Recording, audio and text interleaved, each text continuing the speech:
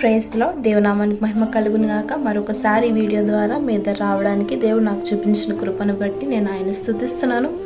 మరి ఈరోజు దేవుని వాక్యం సెలవిస్తుంది ఏంటంటే, యెహోవా ఆశీర్వాదం ఐశ్వర్యం పుట్టించును కానీ నరుల కష్టం దాన్ని ఎక్కువ చేయదు. నిజమే అండి. ఒక్కొక్కసారి మనం కార్యాలు తలపెడుతున్నప్పుడు మన జ్ఞానం అంతా ఉపయోగించి, శక్తి అంతా ఉపయోగించి, బలము అన్నీ మనకున్న అంతా కూడా అందులో పెట్టాలని చూస్తాం. కానీ ఒక్కొక్కసారి నష్టమే దాని ప్రతిఫలంగా మిగులుతూ ఉంటుంది. అందుకే నేను ఎప్పుడు ఈ వాక్యాన్ని జ్ఞాపకం చేసుకుంటాను. ప్రభువా, నీ ఆశీర్వాదమే ఒక వ్యక్తికి ఐశ్వర్యాన్ని పుట్టిస్తుంది.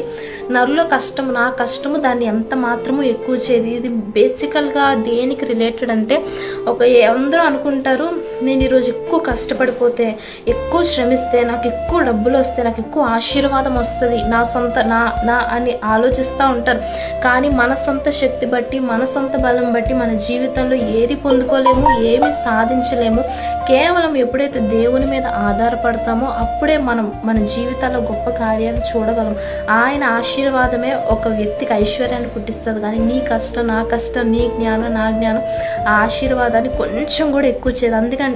అందుకే ఆయన కృప కొరకు మనం కనిపెట్టుకోవాలి. ఆయన మీద ఆధారపడినప్పుడు ఆయన తగిన కాలమందు, తగిన సమయమందు నిన్ను నన్ను హెచ్చించగల సమర్థుడు. ఆమేన్.